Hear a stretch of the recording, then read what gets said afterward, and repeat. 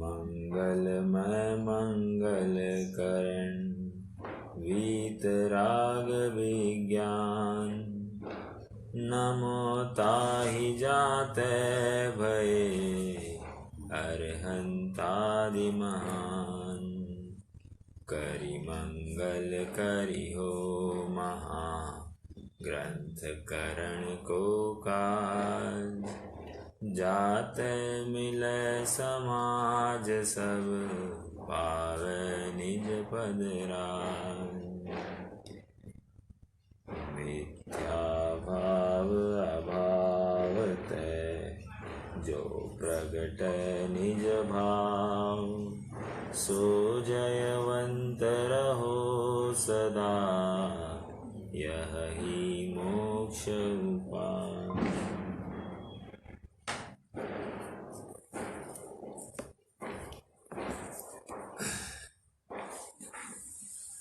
महामहिम ऐसी इस जिनवाणी की प्रभावना करने के लिए जो अग्रदूत कहेंगे तो भी कोई अतिशयोक्ति नहीं। ऐसे पंडित टोडरमल जी द्वारा रचित लिखित यह मोक्ष मार्ग प्रकाशक ग्रंथ है। विषय दूसरे अधिकार का चल रहा है। दूसरे अधिकार में संसार दुखों का वर्णन कहा जा रहा है और पंडित साहब पहले इस बिंदु पर सामने वाले शंकाकार की प्रतीति कराना चाहते हैं कि तू संसार में दुखी है। जब तक ये माने ही नहीं कि मुझे कोई रोग हुआ है तो वो दवाई लेगा ही नहीं। और इस मानस विज्ञान के बल पर पंडित साहब अनेक तर्क और युक्तियों से इसे रोग होने की प्रतीति करा रहे हैं। सबसे पहले पंडित साहब ने उसे बताया कि ये जो रोग हुआ है ये अनादि का है। ऐसा है नहीं कि पहले तू निरोगी था और ये जो कर्म अलग था। तो कर्म और जीव अनादि से ही एक क्षेत्र में पाए जाते। ऐसा सहज ही निमित्त नैमित्तिक बना है। किसी ने जबरदस्ती से जीव को विकार कराया नहीं, ना किसी ने कर्म भी जबरदस्ती से जीव को विकारी करता नहीं है, क्योंकि दोनों के स्वरूप चतुष्टय भिन्न भिन्न है।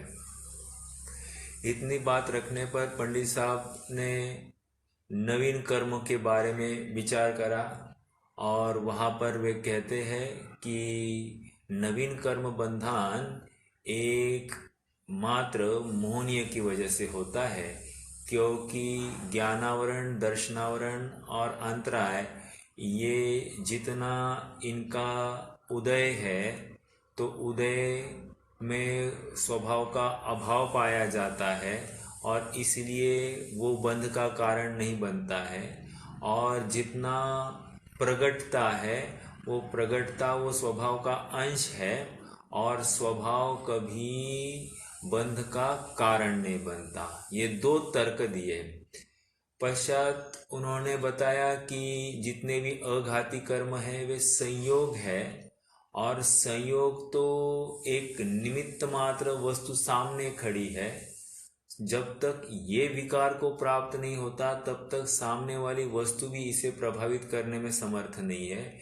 इसलिए सचमुच वेदनीय, आयु, नाम, गोत्र ये भी इस जीव को दुखी कराने में या कर्म बंधन कराने में समर्थ नहीं है। अनुशेष न्याय से एक मोहनीय कर्म ही बचा है और ये मोहनीय कर्म के बल स्वरूप विपरीत श्रद्धान करता हुआ, नाना प्रकार के कषायों से युक्त होता हुआ ये परद्रव्य में झपट्टे मारता है, परद्रव्य में एकत्व, ममत्व, कर्तृत्व और भोक्तृत्व बुद्धि करता है, और जिसके फलस्वरूप ये महासंताप को प्राप्त होता है। इसलिए यह मोहनीय कर्म ही इस जीव को नवीन कर्म में बंध का कारण है। प्रकरण यहाँ तक आ गया है। अब कह रहे हैं कि ये जो बंध होता है, बंध 4 प्रकार का है। कौन से 4 प्रकार? तो कह रहे हैं कि प्रकृति, प्रदेश, स्थिति और अनुभाग। प्रकृति प्रदेश किससे हुआ? तो कहते हैं कि प्रकृति बंध और प्रदेश बंध ये योग से हुआ। योग क्यों हुआ? क्योंकि शरीर नामक नाम कर्म की उपस्थिति में आत्म प्रदेशों का कंपन पाया जाता है, और उन आत्म प्रदेशों के कंपन के बल स्वरूप इसके वर्गणाओं को ग्रहण करने का सामर्थ्य उत्पन्न होता है, और इसलिए प्रत्येक समय में जीव अनंत अनंत वर्गणाओं को ग्रहण करते रहता है। ये वर्गणाओं को ग्रहण करना उनकी अपनी अपनी जाति के अनुसार होता है। जाति मतलब यहाँ पर प्रकृति कह रहे हैं, और जब प्रकृति कह रहे हैं तो साथ साथ कितने परमाणु वो ग्रहण करेगा, ये प्रदेश अपेक्षा कहा जाता है। तो 2 बातें हो गई, योग से प्रकृति बंध और प्रदेश बंध। प्रकृति मतलब ज्ञानावरण, दर्शनावरण आदि आदि 8 प्रकृतियां, या उनकी उत्तर प्रकृतियां कीजिए जो 148 की रूप में बताई जा सकती है। तो उसमें जो विभाजन हो गया, वो विभाजन वो प्रकृति बंध के रूप में हो जाता है। और प्रदेश बंध जितना विभाजन हुआ है सबको डिस्ट्रीब्यूशन होता है कर्म परमाणुओं का, इसको बता रहे हैं प्रदेश बंध। अब हमने कल देखा कि जो शुभ भाव होते हैं, शुभ भाव से शुभ बंध होता है और अशुभ भाव से अशुभ बंध होता है। याद रखना, ये जो कुछ होता है ये अघाती कर्म में थोड़ा बहुत हो जाता है, लेकिन घाती कर्मों में ये सर्वथा पाप प्रकृति आई है, और इसलिए यहाँ पर पाप बंध ही होता है। ठीक है, हम एक बार फिर से 27 नंबर की पेज पर जो दूसरा पैराग्राफ है वहां से पढ़ते हैं तो विषय से जुड़ पाएंगे।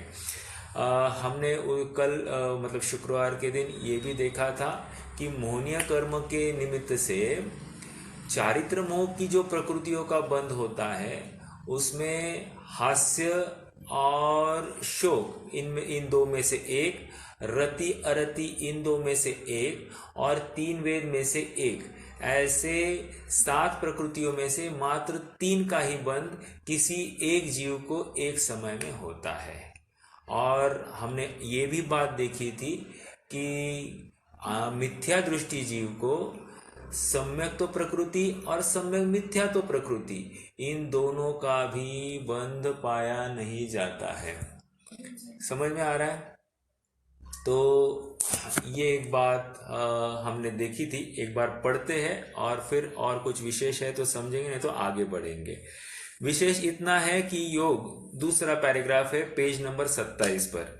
विशेष इतना है कि योग 2 प्रकार का है, शुभ योग, अशुभ योग।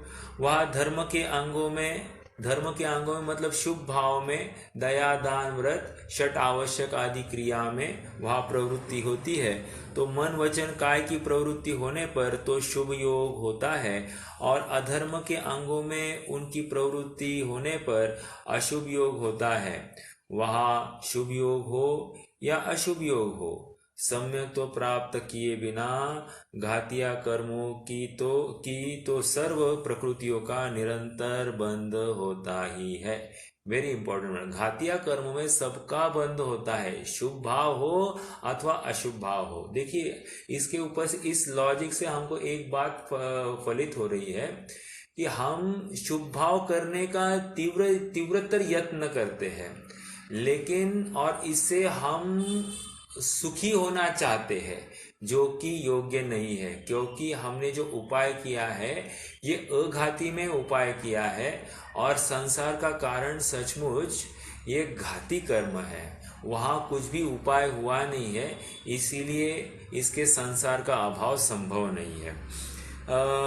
सम्य तो प्राप्त किए बिना घातीय कर्मों की तो सर्व प्रकृतियों का निरंतर बंध होता ही रहता है। किसी समय किसी भी प्रकृति का बंध हुए बिना नहीं रहता। आस्ति नास्ति परक कह रहे, इतना विशेष है कि मोहनीय के हास्य शोक युगल में, रति अरति युगल में, 3 वेदों में एक काल में एक ही प्रकृति का बंध होता है। ठीक है, आइए अब अघाती कर्मों की बात कर रहे हैं। तथा अघाती कर्मों की प्रकृतियों में शुभ योग होने पर सातावेदनीय आदि पुण्य प्रकृतियों का बंध होता है। अशुभ योग होने पर असातावेदनीय आदि पाप प्रकृतियों का बंध होता है। अब ये महत्वपूर्ण पॉइंट, मिश्र योग होने पर कितनी ही पुण्य प्रकृतियां तथा कितनी ही पाप प्रकृतियों का बंध होता है। प्रश्न है यहाँ पर कि ये मिश्र योग का अर्थ क्या लेना।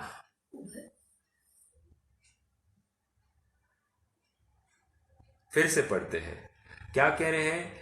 अघातीय कर्मों की प्रकृतियों में शुभ योग होने पर सातावेदनीय आदि पुण्य प्रकृतियों का बंध होता है।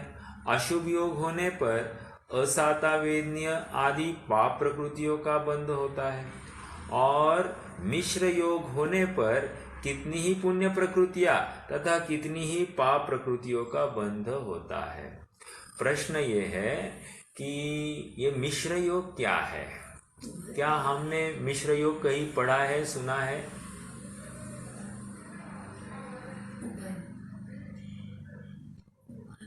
क्या उभय क्या?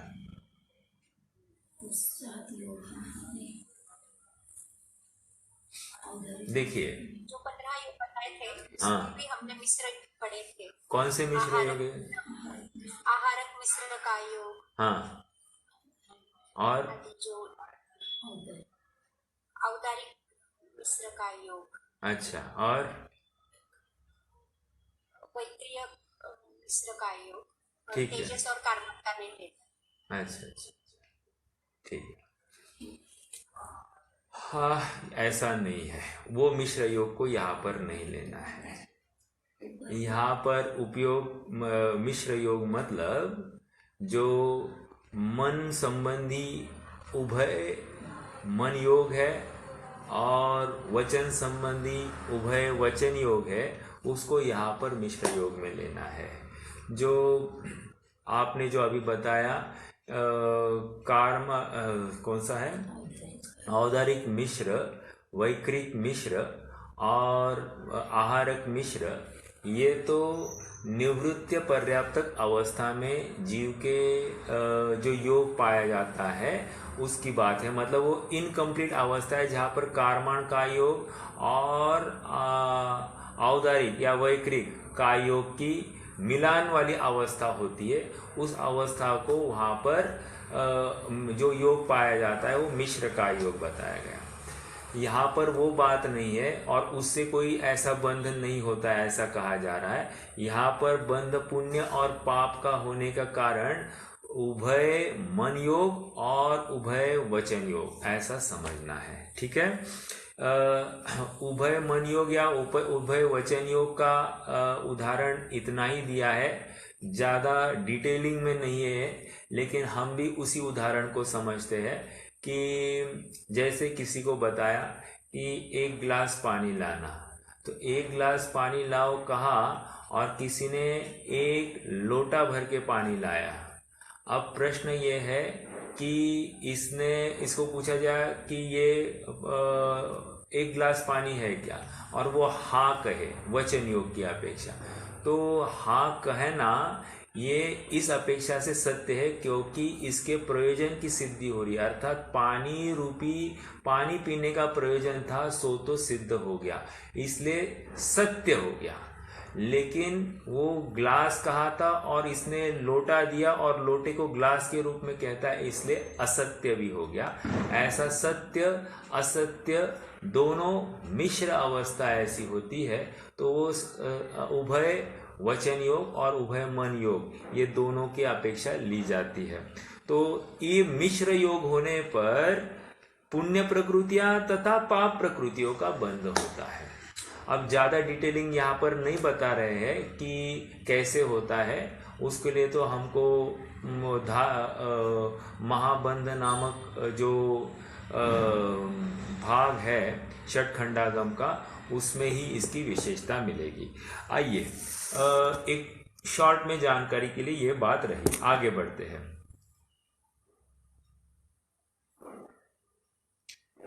इस प्रकार योग के निमित्त से कर्मों का आगमन होता है, इसलिए योग है वह आश्रव है तथा उसके द्वारा ग्रहण हुए कर्म परमाणुओं का नाम प्रदेश है। परमाणुओं को प्रदेश कह रहे हैं, उनका बंध हुआ और उनमें मूल उत्तर प्रकृतियों का विभाग हुआ, इसलिए योगों के द्वारा प्रदेश बंध तथा प्रकृति बंध का होना जानना। ठीक है, क्या कह रहे हैं? योग से प्रदेश बंध और प्रकृति बंध। प्रदेश में परमाणु आएंगे और प्रकृति में यहाँ पर जितने भी जाति है, नेचर ऑफ प्रकृति कौन सी बनने वाली, उसकी बात आई है। ठीक है, एक समय में एक जीव को कम से कम 7 प्रकृतियां बंधती है और ज़्यादा से ज़्यादा 8 प्रकृतियां बंध सकती है। 8 प्रकृतियां मात्र अपकर्ष कालों में बंधती है। जब जब त्रिभाग में जो अपकर्ष काल पड़ते हैं उस समय में बंधने की शक्यता है, बंधती ही है ऐसी बात नहीं तो यूजुअली 8 में से 7 प्रकृतियां ही बंधती है। आइए आगे बढ़ना है, अगला विषय चालू करेंगे। अब एक विषय हो गया कि योग से प्रकृति बंध और प्रदेश बंध पाया जाता है। प्रकृति मतलब द्रव्य और प्रदेश मतलब क्षेत्र। चतुष्टय में से 2 हो गए, कोई भी बंध हुआ उसमें से द्रव्य और क्षेत्र की पूर्णता हो गई। अब काल और भाव की बात चलेगी। काल को ही यहाँ पर स्थिति कहेंगे और भाव को अनुभाग कहेंगे। ठीक है, कषाय से स्थिति और अनुभाग बंध होता है। पढ़ते हैं एक बार। तथा मोह के उदय से मिथ्यात्व क्रोधादिक भाव होते हैं, उन सब का नाम सामान्यतः कषाय है। इस बिंदु के ऊपर थोड़ी चर्चा करनी है, अभी ही ले लेते हैं। देखिए क्या कह रहे हैं, मिथ्यात्व के उदय से, मोह के उदय से एक बात, मिथ्यात्व क्रोधादिक भाव होते हैं दूसरी बात, उन सबका नाम सामान्यतः कषाय है। मेरा प्रश्न है, मोह के उदय से मिथ्यात्व क्रोधादिक भाव होते हैं, ये तो डायरेक्टली कर्ता कर्म संबंध घटित कर रहे हैं और हमको समझना क्या है, पहला प्रश्न तो ये है।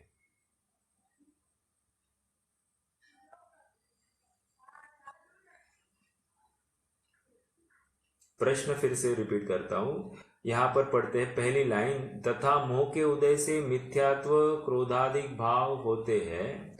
ऐसा स्टेटमेंट पढ़ने पर हमको लगता है कि मोह का उदय और मिथ्यात्व आदि होना ये तो कर्ता कर्म संबंध है। हमें क्या समझना है?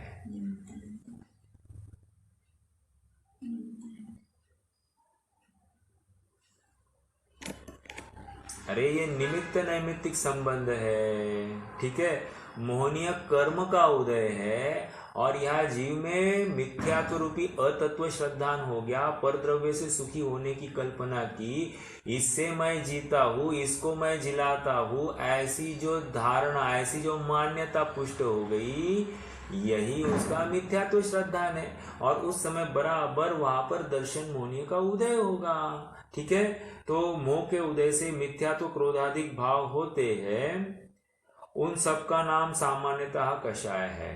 देखो एक महत्वपूर्ण बात, अभी दूसरे पॉइंट की बात कर रहे हैं।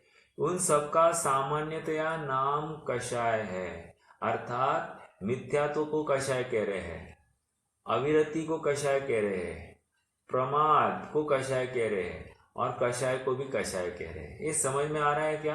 अर्थात कषाय के 4 स्तर बता रहे हैं, मिथ्यात्व, अविरति, प्रमाद, कषाय। ओके, इन चारों को कषाय कह रहे हैं। अब थोड़ा सा विचार करते हैं। जैसे कोई पहले गुणस्थान में जीव है तो वहां पर मात्र मिथ्यात्व कहेंगे, मिथ्यात्व कहेंगे, साथ साथ अविरति है, प्रमाद है, कषाय भी है। ओके, कोई जीव चौथे गुणस्थान में आ गया तो चौथे गुणस्थान का जो जीव है उसे कहेंगे इसके कषाय है, अर्थात अर्थ लेना है कि इसके अविरति, प्रमाद और कषाय, ये तीन बातें हैं। ये कषायों के स्तर है, आप थोड़ा सा समझने की कोशिश कीजिए। पांचवें गुणस्थान में भी वहां पर भी एक देश अविरति पाई जाती है, तो इस न्याय से वहां पर भी अविरति अपन कह लेते हैं। और छठे गुणस्थान में अविरति का अभाव हो गया है, अब छठे गुणस्थान में मात्र प्रमाद और कषाय, ये दो बातें कही है। और सातवें से आगे मात्र कषाय पाई जाती है। कहाँ तक? 10वें के अंत तक। तो इस प्रकार ये विभाजन हो गया, ये बंध का कारण। ओके, तो क्या हो गया? मिथ्यात्व, अविरति, प्रमाद, कषाय, ये कषाय के स्तर है। जब हम मिथ्यात्व कहेंगे, राजा है तो उसके साथ साथ प्रजा भी रहेगी ही रहेगी। फिर उसके बाद में अविरति चौथे गुणस्थान में, चौथा पांचवा गुणस्थान अविरति का उदय है, तो अविरति, प्रमाद, कषाय, इतना तो, और इससे बंद होता है ये समझना, ठीक है। प्रमाद छठा गुणस्थान, उससे भी बंद होता है। प्रमाद मतलब क्या?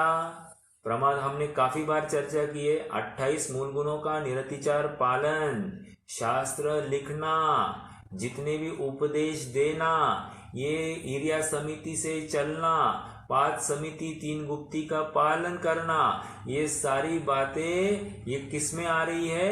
ये उस छठे गुणस्थान में प्रमाद के अपेक्षा ये सब चर्चा आ रही है। मतलब उस अवस्था को, उतनी यत्नाचार की भूमिका को यहाँ पर प्रमाद कह रहे हैं। ओके, तो वो प्रमाद है। इसका मतलब पूर्व के सभी जीव प्रमादी है ही है, अर्थात छठे गुणस्थान के पहले सभी जीव प्रमादी है।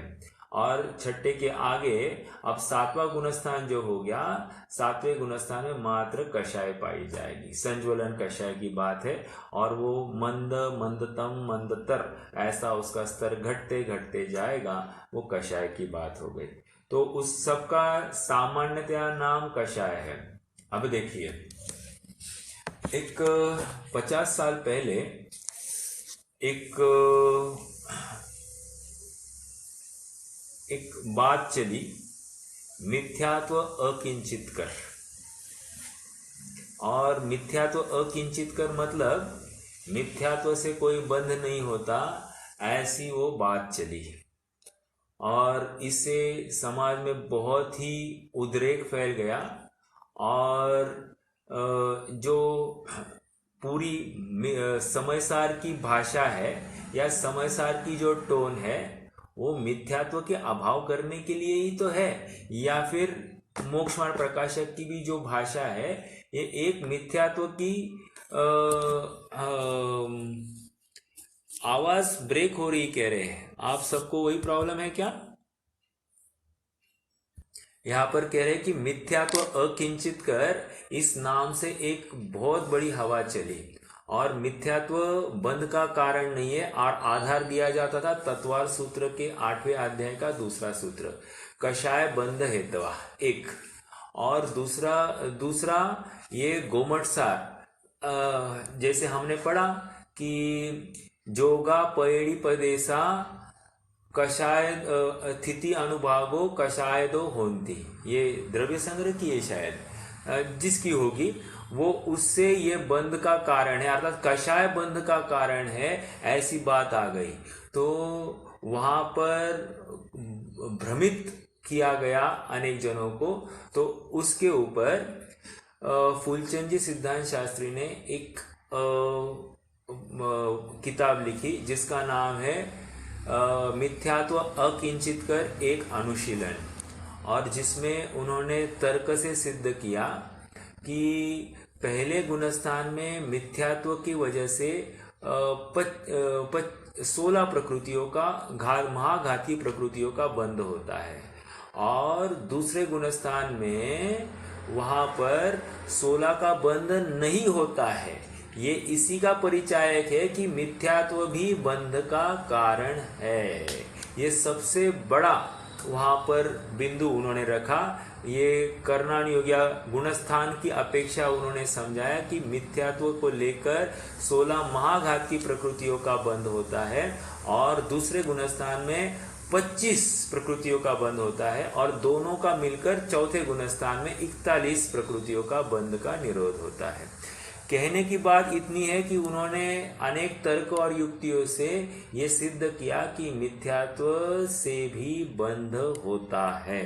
और सच्ची बात तो ये है कि मिथ्यात्व ही से बंध होता है, क्योंकि मिथ्यात्व अविरति, प्रमाद, कषाय और योग तो छोड़ ही दीजिए, लेकिन मिथ्यात्व, अविरति, कषाय, प्रमाद, कषाय, इनमें अगर हमको परसेंटेज देना है तो 99% हम मिथ्यात्व के खाते में डाल देंगे। मतलब मिथ्यात्व से ही पूरी संसार है। और इसीलिए समयसार की टोन कहो कि अब संसार चुल्लू भर रह गया। चुल्लू भर मतलब अर्धपुद्गल परावर्तन को वे चुल्लू भर कह रहे हैं। समझ में आ रहा है? ये टोन उसी अपेक्षा से कही गई है। कहने की बात इतनी है कि मिथ्यात्व ही इस जीव को संसार में भटकाने का काम कर रहा है। देखिए, थोड़ा सा मिथ्यात्व को भी समझते हैं, फिर आगे बढ़ेंगे। देखिए, मान लीजिए एक उदाहरण के साथ में चलते हैं। मान लीजिए कि कोई जंगल में शिकार करने गया है, शिकारी है, ठीक है, उसके हाथ में बंदूक है। अब बंदूक है, बंदूक से वो ट्रिगर दबाता है और किसी दिशा में गोली चलाता है। गोली चलती है और जाकर 2 किलोमीटर दूर एक शेर को लगती है। शेर को गोली लगने से शेर मर जाता है। अब यहाँ पर यदि हम लौकिक न्याय की विचार करें तो यहाँ पर ये अपराधी है किसी भी शेर को मारना, अर्थात जो प्रजाति ह्रास की तरफ चल रही है उसके संरक्षण के लिए गवर्नमेंट इतने उपाय कर रही है, तो उसके मारने के लिए निमित्त बनना कड़ी से कड़ी सजा बताई गई है। लेकिन आप जिनागम को, जैन शासन को खड़ा करके देखते हैं तो जैन शासन ये कहता है कि यहाँ से जो गोली चलने की क्रिया हुई है या गोली चलाने की जो क्रिया हो गई है, ये सचमुच बंध का कारण नहीं है। इसमें 0% इस क्रिया से उसको बिल्कुल पाप बंध हुआ नहीं है। किसको? शिकारी को। दूसरा, शेर मरा है, शेर को गोली लगकर शेर मरा है, उस क्रिया से भी इस शिकारी को कोई भी बंध हुआ नहीं है। दूसरी बात, लेकिन इस शिकारी ने जो उस शेर को मारने के भाव किए हैं, उस भाव से ही इसको बंद हो गया है। 100% बंद हो गया है। अब आगे एक केस चेंज कर दीजिए कि गोली चलाई और शेर को लगी नहीं, शेर को बाजू से गया, तो शेर तो बच गया, तो इसको लेकर क्या शिकारी को दंड होगा? नहीं होगा। लेकिन अब जिन शासन के पास आ जाइए तो कह रहे हैं कि इसने जो भाव किए हैं उन भावों से ही उसको बंद हो गया, चाहे वो मरे अथवा नहीं मरे। एक स्टेप और पीछे आ जाइए कि उसने गोली ही नहीं चलाई, एक विकल्प ही किया, ये शेर को मैं मार दूं, बस इसके अब उतना ही बंद हो गया जितना वो शेर मरने योग्य हो जाता। कृत कारित अनुमोदन। तो यहाँ पर अनुमोदन के स्तर पर भी मान लीजिए हम जगत में भी देखते हैं कि किसी को, अपराधी को फांसी दी जाती, अच्छा हुआ इतना ही अनुमोदन कर देते हैं, तो उसमें हमको बराबर उसके मारने योग्य हिंसा का दोष आ जाता है। समझ में आया ये क्यों हुआ?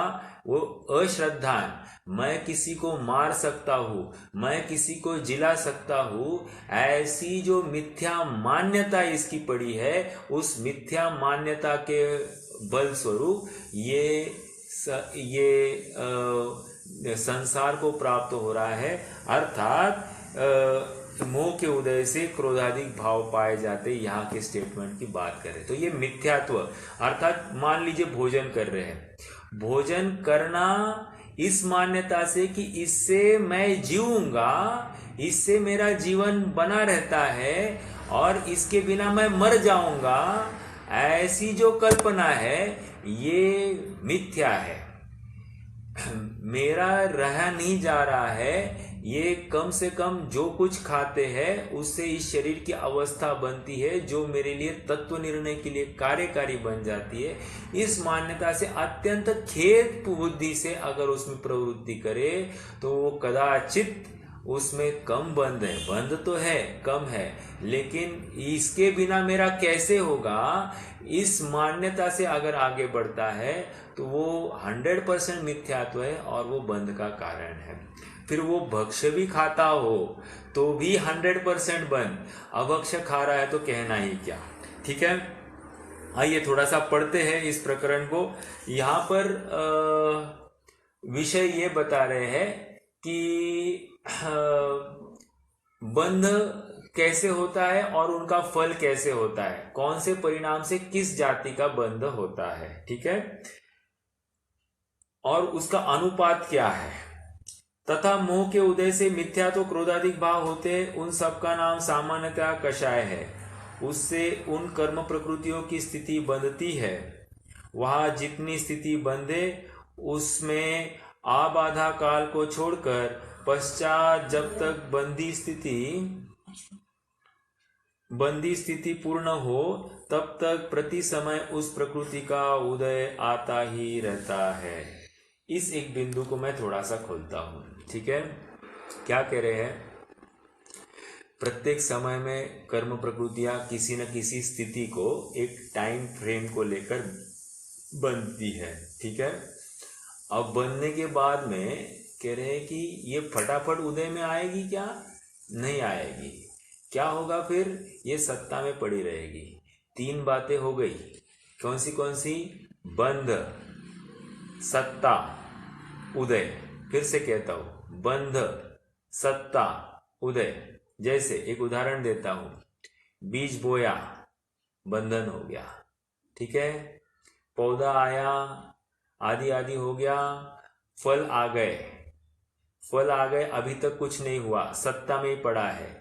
जब फल पेड़ से निकलता है, गिरता है, तो उसका हम उदय कहेंगे। 3 बातें, बंध, सत्ता, उदय। समय सार में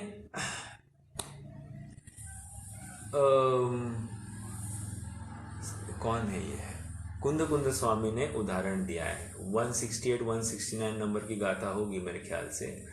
वहां पर उदय दिया है, प्रश्न उदाहरण दिया है कि एक कन्या है जिसकी शादी हो गई है, लेकिन शादी हो गई है, ये पहले के जमाने बाल विवाह हुआ करते थे, तो कन्या वो भोग्य नहीं होती थी। मतलब क्या, मान लीजिए कि जन्म होने के 6-7 साल तक तो वो अपने माता पिता के घर ही रहती थी, 8-10 साल तक। 10 साल के बाद में उसे रवाना कर दिया जाता था उसके पति के घर। ओके, अब पति के घर गई है, लेकिन अभी भी वो कन्या भोग्य नहीं है तो पति के घर रहती हुई, लेकिन वो अभी भी भोग्य नहीं है। ठीक है, अब जैसे ही उसके भोगने योग्य काल हो जाए, मान लीजिए आज के डेट में 18 के एज में भोग्य मानी गई है कन्या, तो कह रहे आज के डेट में वो 18 साल की जब हो जाएगी तब वो भोग्य हो जाती है।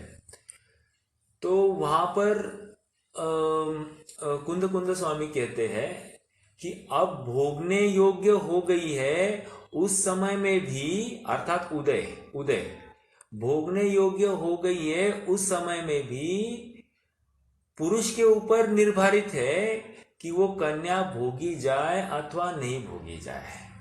यदि उसको वो नहीं भोगता है तो क्या होगा, और यदि उसको भोगता है तो क्या होगा। तो यदि उसको भोगता है तो उसे संतान उत्पत्ति होगी, और संतान उत्पत्ति मतलब ही उस संतान की अब जिंदगी भर आप सेवा करते बैठो। कहने की बात यह है कि फिर से नवीन बंध का कारण हो गया। और यदि उस महिला को वो पुरुष भोगता नहीं है तो नवीन बंध होता नहीं है। नवीन बंध मतलब संतान उत्पत्ति नहीं होगी, तो अपने आप ये स्वाधीन बना रहेगा। अर्थात कर्म का उदय आते हुए भी ये उस कर्म से अगर प्रेरित नहीं होता है तो ये नवीन बंध को प्राप्त ही नहीं होता है। उदाहरण समझ में आया? वो वहां पर बालिका से लेकर वो जो बीज पड़ा अर्थात बंध हुआ। बंध कैसे हुआ? जैसे माता पिता पहले ही ऐसा निश्चित कर देते थे, यदि मुझे पुत्र हुआ और तुम्हें पुत्री हो गई तो हम दोनों का आपस मतलब हम दोनों के पुत्र पुत्रियों का शादी कराएंगे। यदि तुम्हें पुत्र हुआ मुझे पुत्री हो गई तो भी हम वैसे ही करेंगे। तो ये पहले ही निश्चित हो जाता था, जन्म से पहले ही ऐसा निश्चित हो जाता। तो क्या हो गया? वो बंध में पड़ा। सत्ता किसको कह रहे हैं? जैसे ही वो लड़की अपने पति के घर रहने गई, मान लीजिए 8-10 साल के बाद में, तो वो क्या है? सत्ता में, अभी भोगने योग्य नहीं है तो सत्ता में पड़ी है। और जब 18 साल की हो गई तो वो अब क्या हो गई? परिपक्व हो गई, उदय काल आ गया। ये 3 बातें, बंध, सत्ता, उदय। तो यहां पर क्या है कि जीव ने कोई विकारी परिणाम किया, विपरीत परिणाम किया, तो उसको लेकर इसको नवीन बंध तो हो जाता है, और कितने ही स्थिति के लिए हो जाता है। तो वो स्थिति क्या है? स्थिति मान लीजिए 1 कोड़ा कोड़ी सागर की है। कितनी? 1 कोड़ा कोड़ी सागर की। तो बताते हैं कि इस जीव को 100 वर्ष के लिए वो कर्म का उदय ही नहीं आएगा, और वो 100 वर्ष के लिए जो कर्म का उदय नहीं आएगा उसको एक टेक्निकल नाम दिया है यहाँ पर, आबाधा काल। क्या दिया है? आबाधा काल। यहाँ पर अबाधा काल भी दिया है, आबाधा काल भी दिया है। दोनों शब्द बराबर है, कोई प्रॉब्लम नहीं है। ठीक है, आबाधा काल कहो, अबाधा काल कहो, कोई विरोध नहीं है। कहने की बात, बाधा जब कर्म बंधता है उसके बाद में कितने काल तक वो बाधा नहीं देगा या वो तकलीफ ही नहीं देगा इस जीव को, उसको कह रहे आबाधा काल। ठीक है, आबाधा काल पूर्ण हो गया, उसके बाद क्या होगा? कह रहे हैं क्रम क्रम से उदय में आएगा। क्रम क्रम से उदय में आएगा मतलब कह रहे हैं कि मान लीजिए 100 परमाणु का बंध हुआ था, तो पहले समय में मान लीजिए इसको 30 परमाणु का उदय आएगा, फिर उसके बाद में 25 का आएगा, फिर 20 का, फिर 15 का, फिर 10 का, ऐसे घटते हुए क्रम में उसको उदय आने वाला है। देखो कर्म हमको कितने हमारे फेवरेबल है इसका आपको ख्याल आएगा। पहली बात, आबाधा काल कहकर मान लीजिए तीव्र से तीव्र पाप किया मैंने, तो भी एक लिमिटेड काल तक वो उदय में नहीं आएगा। यदि मैं उतने काल में जागृत हो जाऊं, तत्व निर्णय कर लूं, और तो ऐसा भी हो सकता है कि वो कर्म अपने आप उदय में आने से पहले ही आबादा काल के अंदर ही मैं उसका कुछ ना कुछ उसको रफा दफा भी कर सकता हूं। ओके, एक मान लीजिए उतने काल में नहीं किया तो क्या कर सकते हैं? हम ये कर सकते हैं कि उदय में आने पर उसका कुछ करे। समझ में आया? तो वो भी पॉसिबल है। तो दोनों बातें। और देखिए उदय एक साथ पूर्ण एक साथ उस अनुभाग जैसे आता नहीं है, क्रम क्रम से आता है, अर्थात टप्पे टप्पे में आता है। तो इसलिए जीव को उसको सहने की एक सामर्थ्य खड़ी हो जाती है। दूसरी बात ये समझने योग्य है कि ये कर्म जो उदय में आने वाला है, एक के पीछे एक आ रहा है कि नहीं, तो ये इसका परिचायक है कि मान लीजिए पाप प्रकृति का उदय है, तो पाप वर्तमान में पहले ज्यादा पाप का उदय होगा, फिर वो अगले समय में कम होने वाला है, ये उसका परिचायक है। फिर उसके अगले समय में और कम होने वाला है, ये परिचायक है। तो कर्म व्यवस्था समझने से एक ट्रायंगुलर फॉर्म आता है ऐसे। तो ट्रायंगुलर फॉर्म ये दिखा रहा है कि कर्म के परमाणु घटते जाने वाले हैं और फिर वो हमारे ही पक्ष में है, क्योंकि ये जाने वाला ये धैर्य हमको बंधाता है। उसी प्रकार मान लीजिए किसी ने पुण्य प्रकृति का बंध किया होगा, तो पुण्य का उदय भी ऐसे ही घटते हुए क्रम में है। तो इससे क्या निर्णय हुआ? इससे ये निर्णय हुआ कि ज्यादा पुण्य के उदय में भी अकड़ना नहीं, ये भी चला जाएगा। समझने की बात इतनी है, आबाधा काल हो या फिर कर्म का उदय भी हो, उदय आने पर भी वो घटते हुए का क्रम में होता है, एक सरीका नहीं रहता है। समझ में आया?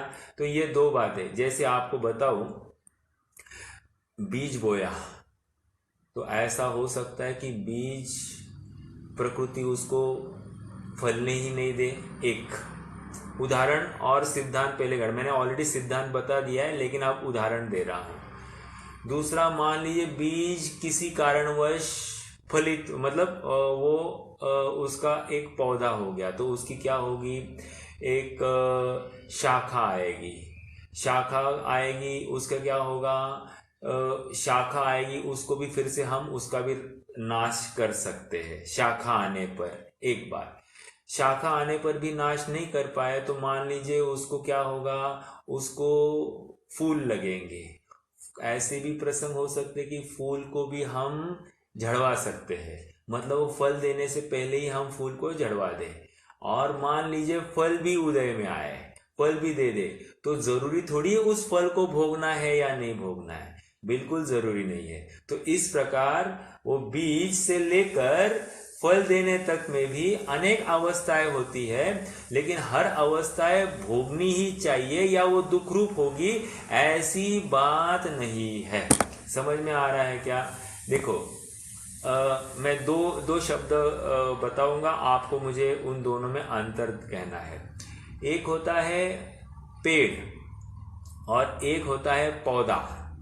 क्या कोई मुझे बता सकता है पेड़ और पौधे में क्या फर्क है?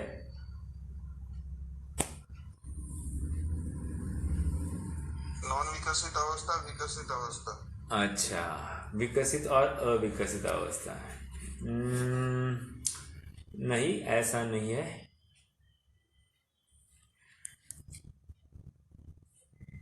क्योंकि सामर्थ्य है, इस अपेक्षा से अपन उसको नहीं ले सकते वैसा।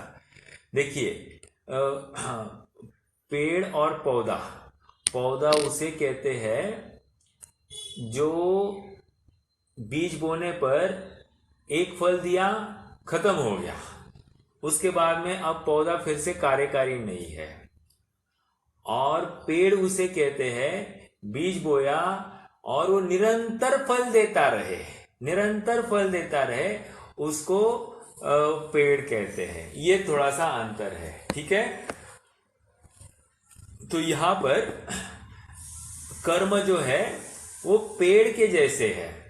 कैसे कि एक बार बीज बोया और अनेक काल तक, अनेक समयों तक वो फल देता रहे, ठीक है। जैसे एक 70 कोड़ा कोड़ी के लिए बंद किया तो 7000 वर्ष तक तो आबाधा काल पड़ा।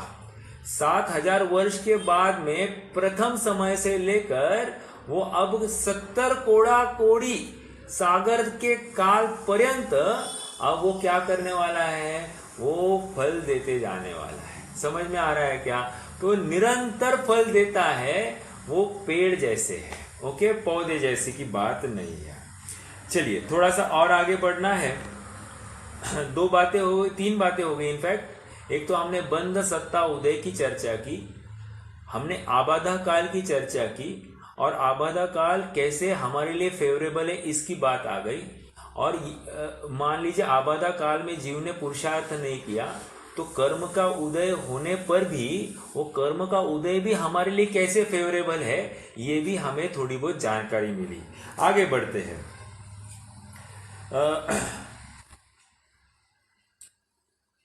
फिर से, जहां जितनी स्थिति बंधे उसमें आबादा काल को छोड़कर पश्चात जब तक बंदी स्थिति पूर्ण हो तब तक प्रति समय उस प्रकृति का उदय आता ही रहता है। हमने समझ लिया, 7,000 वर्ष प्लस एक समय, वहां से जो चालू हो गया 70 कोड़ा कोड़ी सागर पर्यंत जितना भी बंद है, जितना भी काल उसका निश्चित है, उतने काल तक वो अब चलते रहेगा।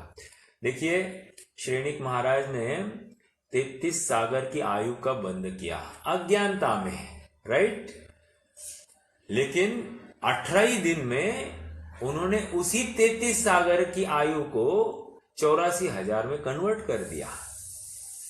समझ में आ रहा है कितना मतलब कितना ड्रास्टिक चेंज ये कर सकता है जीव, मात्र वो परिणामों के फलस्वरूप इतना चेंज उस प्रकृति में आ जाता है।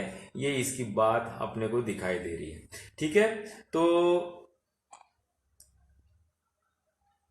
हाँ, वह देव, आइए थोड़ा सा आगे, वह देव मनुष्य तिर्यंच आयु के बिना सर्वघातिया अघातिया प्रकृतियों का अल्प कषाय होने पर थोड़ा स्थितिबंध, बहुत कषाय होने पर बहुत स्थितिबंध होता है। इन 3 आयु का अल्प कषाय से बहुत और बहुत कषाय से अल्प स्थितिबंध जानना।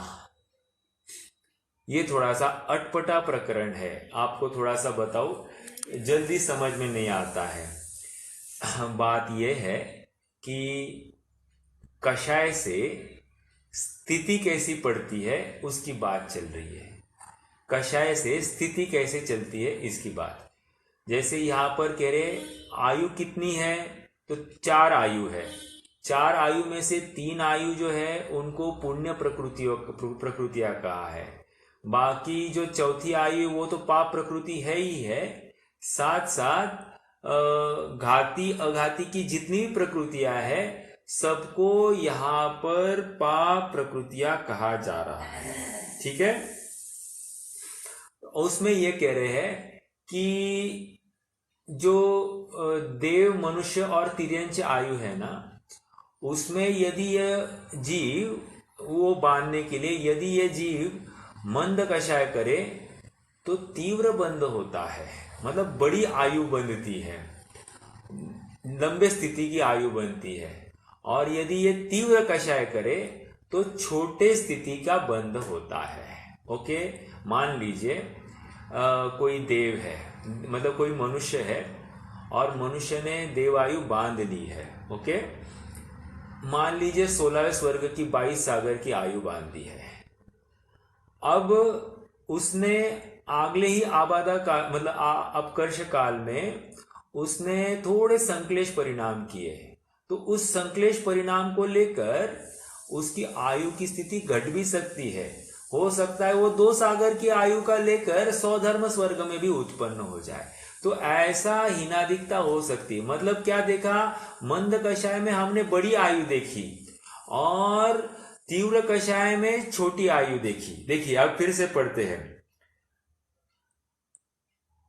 इन 3 आयु का अल्प कषाय से बहुत, अल्प कषाय से, लास्ट लाइन, अल्प कषाय से बहुत और बहुत कषाय से अल्प स्थितिबंध जानना।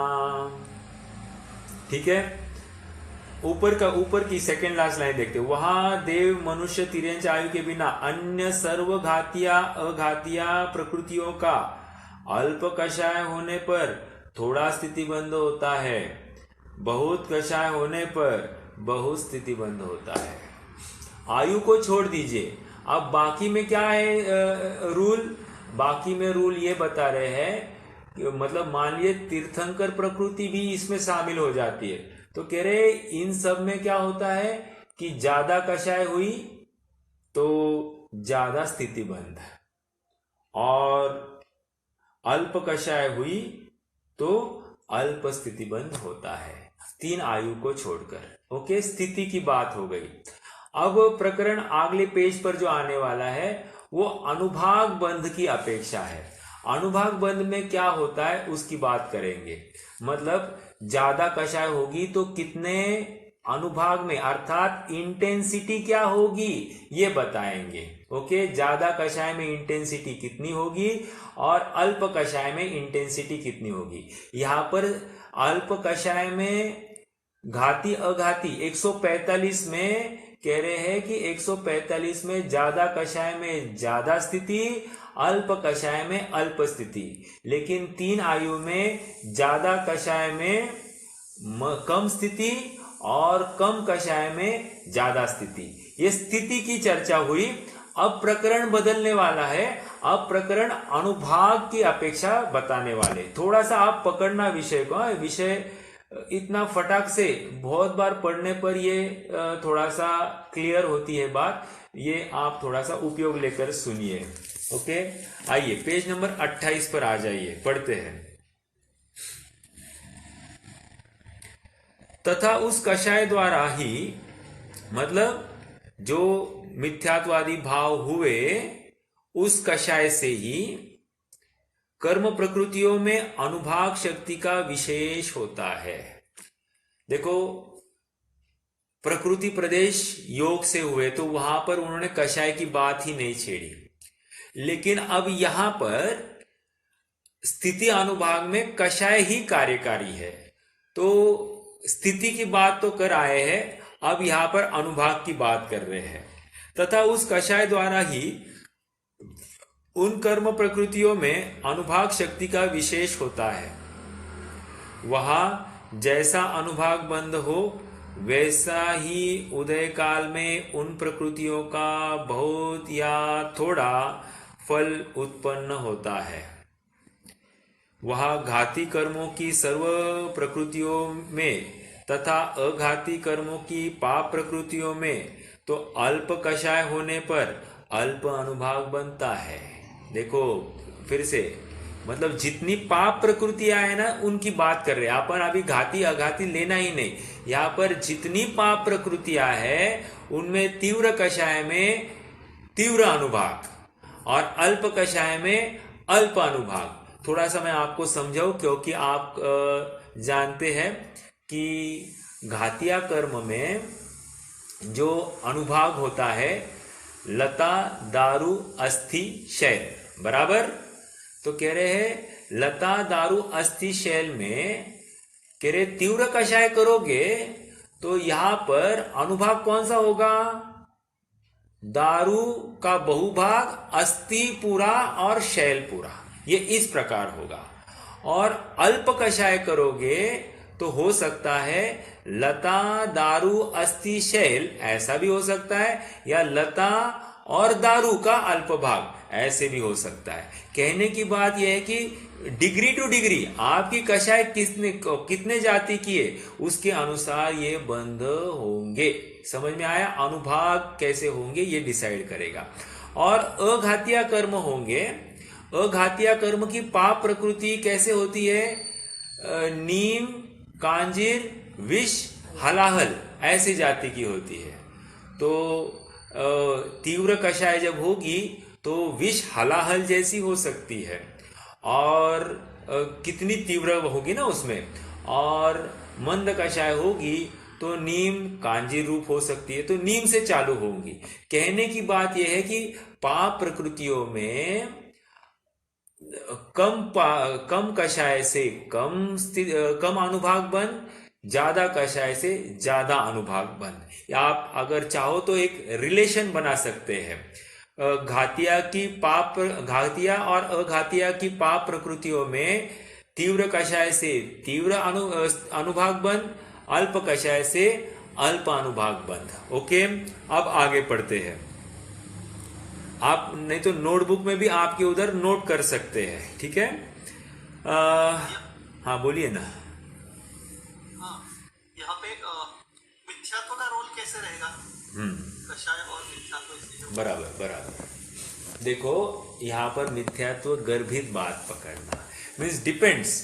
जैसे हमने किया ना, गुणस्थान में विभाजन किया पहले, कि मान लीजिए प्रथम गुणस्थान वर्ती है जीव, तो इसको क्या होगा कि मिथ्यात्व को भी कषाय में गर्भित करके फिर आप लेना, और जब मिथ्यात्व ही राजा ही वहां पर अवेलेबल है तो 101% ये तीव्र कषाय ही बांधेगा। फिर भी शुभ भाव होते हैं उस समय में उतने अनुपात में शुभ परिणाम बन देंगे, लेकिन मिथ्यात्व के अभाव के शुभ भाव और मिथ्यात्व सहित शुभ भाव दोनों में अंतर होना ही चाहिए। ठीक है,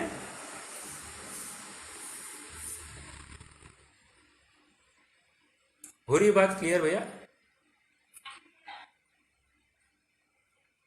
ठीक है, ओके ओके। अगला पॉइंट लेते हैं। वह घाती कर्मों की सर्व प्रकृतियों में तथा अघाती कर्मों की पाप प्रकृतियों में तो अल्प कषाय होने पर अल्प अनुभाग बनता है, बहुत कषाय होने पर बहुत अनुभाग बनता है। तथा, अब यह डार्क लाइंस है, तथा पुण्य प्रकृतियों में अल्प कषाय होने पर बहुत अनुभाग बंद होता है, बहुत कषाय होने पर थोड़ा अनुभाग बंद होता है। इसका कहना यह है कि मान लीजिए किसी जीव ने कषाय की, तो कषाय करता है ना, तो ऐसा भी पॉसिबल है कि उसको पुण्य प्रकृतियां भी बंधे, पाप प्रकृतियां भी बंधे, ऐसा भी पॉसिबल है।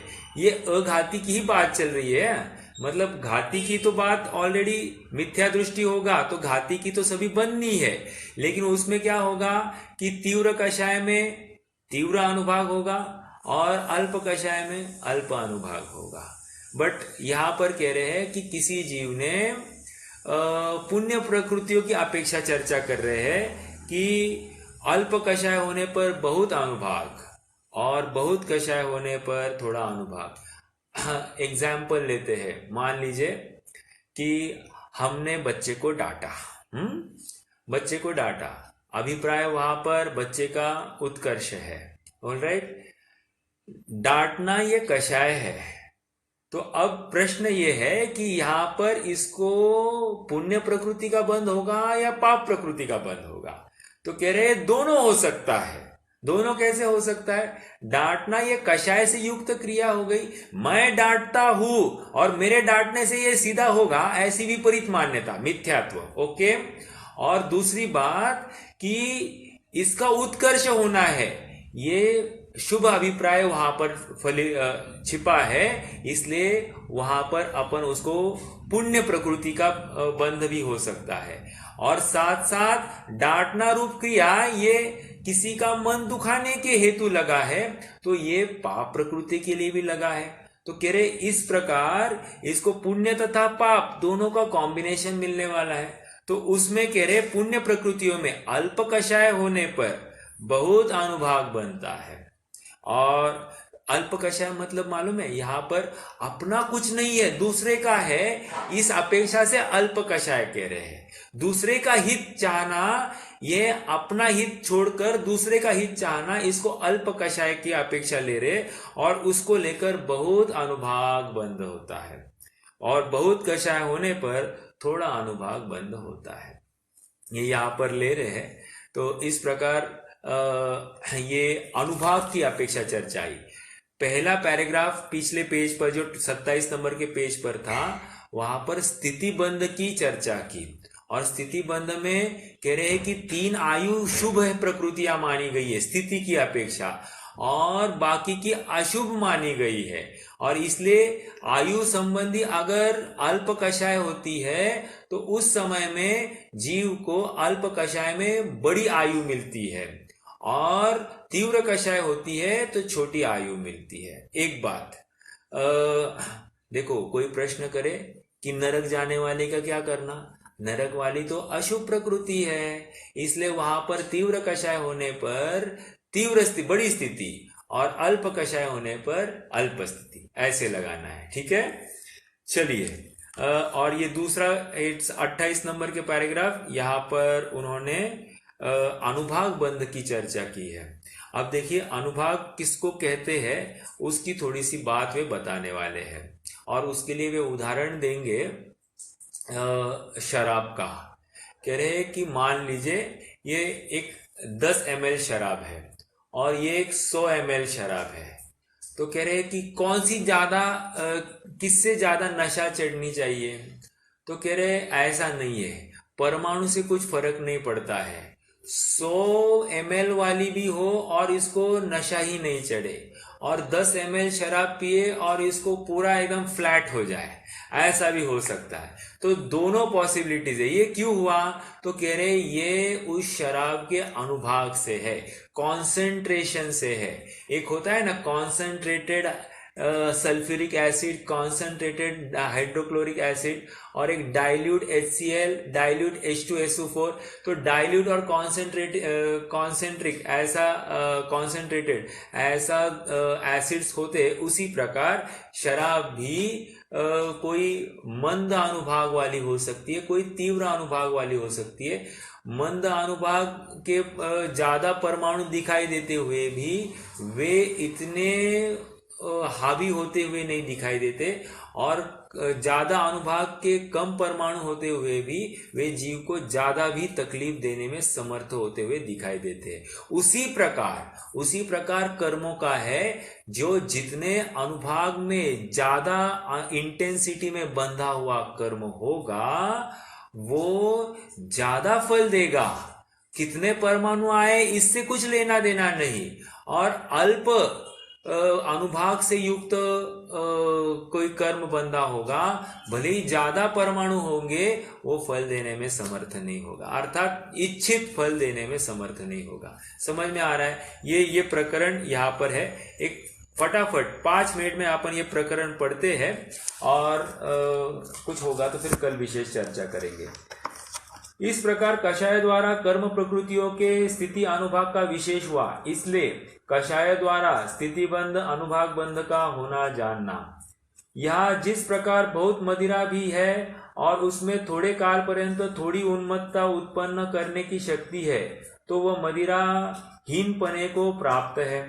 तथा यदि थोड़ी भी मदिरा है और उसमें बहुत काल पर्यंत बहुत उन्मत्तता उत्पन्न करने की शक्ति है, तो वो मदिरा अधिक पने को प्राप्त होती है। उसी प्रकार बहुत भी कर्म प्रकृतियों के परमाणु है और उनमें थोड़े काल पर्यंत थोड़ा फल देने की शक्ति है, तो कर्म प्रकृतियां हीनता को प्राप्त है। तथा थोड़े भी कर्म प्रकृतियां के परमाणु है और उनमें बहुत काल पर्यंत बहुत फल देने की शक्ति है, तो वे कर्म प्रकृतियां अधिक पने को प्राप्त होती है।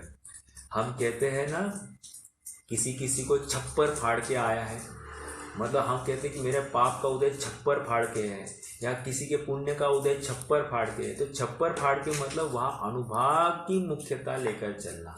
समझ में आ रहा है? ऐसा भी होता है। देखिए थोड़ा सा आपको बताओ, अनुभाग तो तीव्र, किसी को लॉटरी लग जाए, अनुभाग तीव्र है, लेकिन लॉटरी लगती अगले समय में भी पासा पलट जाए, ऐसे भी हो सकता है। समझ में आ रहा है? मतलब अनुभाग तीव्र और स्थिति भी तीव्र, स्थिति भी अल्प, ऐसा हो सकता है। और अनुभाग तीव्र और स्थिति बड़ी, ये भी हो सकता है। तो हम विचित्रता देखते हैं ना कर्मों की, कि अचानक एकदम तीव्र पुण्योदय, अगले समय में एकदम पाप उदय, ऐसा कैसे? तो कह रहे ऐसा ही हीनादिकता कर्मों में स्थिति अनुभाग में हेरा फेरी चेंज होते रहता है, साथ साथ अपने परिणाम भी कार्यकारी। हम तो मात्र एक ट्रैक देख रहे कि बिना किसी परिणाम के चेंज किए भी ये उदय में आते तो किस प्रकार फल देकर चले जाते हैं।